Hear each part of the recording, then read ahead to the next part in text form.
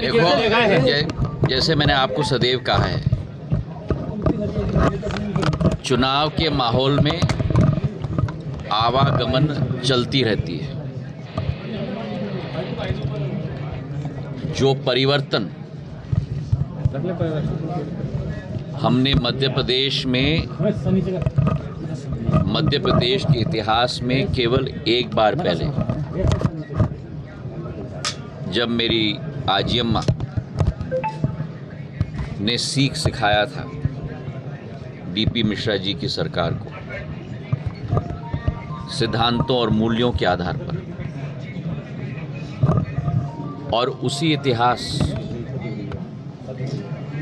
जिस कांग्रेस की सरकार ने वादा खिलाफी इस मध्य प्रदेश की हर जनता के हर वर्ग के साथ, चाहे वो किसान हो, चाहे वो नौजवान हो, चाहे वो महिला हो, और भ्रष्टाचार का आलम अपने 15 महीनों की सरकार में की थी। ये कोई साधारण बात नहीं है कि कैबिनेट के 6 मंत्री कैबिनेट मंत्री त्याग पत्र दें 15 महीने बाद। साधारण तौर पर हम लोग देखते हैं कि चुनाव के 6 महीने या 2 महीने पहले त्याग पत्र दिया जाता है, जैसे जो प्रक्रिया हम अभी देख रहे हैं।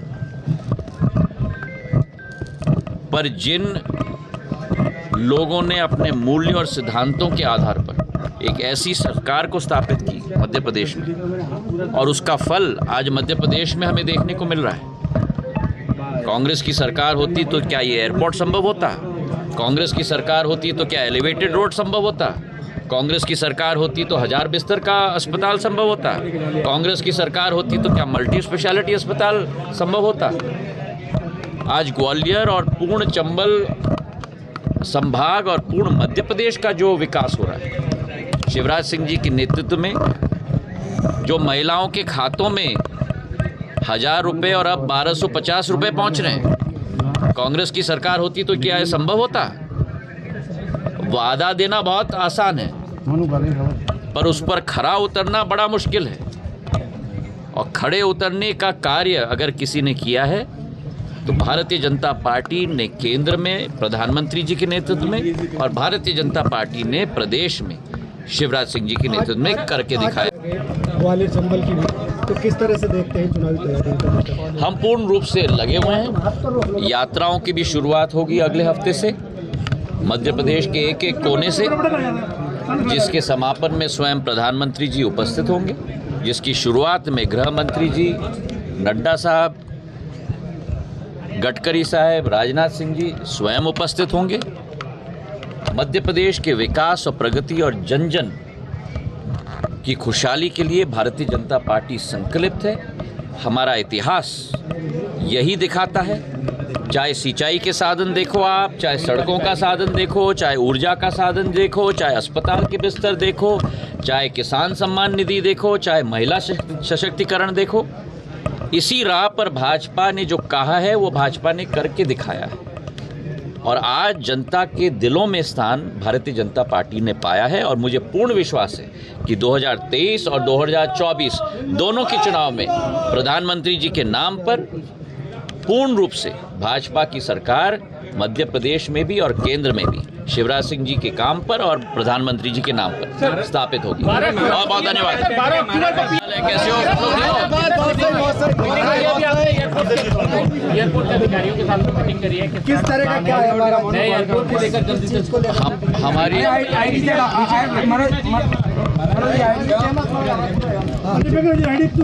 हमारी यही कोशिश है। और आप लोगों ने भी देखा होगा कि जिस तीव्र गति से हम लोग कार्य कर रहे हैं, चाहे एयरपोर्ट के विषय में हो, चाहे एलिवेटेड रोड के विषय में हो, चाहे बाड़ा के मल्टी लेवल कार पार्किंग की बात हो, चाहे हमारे चंबल की पानी की योजना की भी बात हो।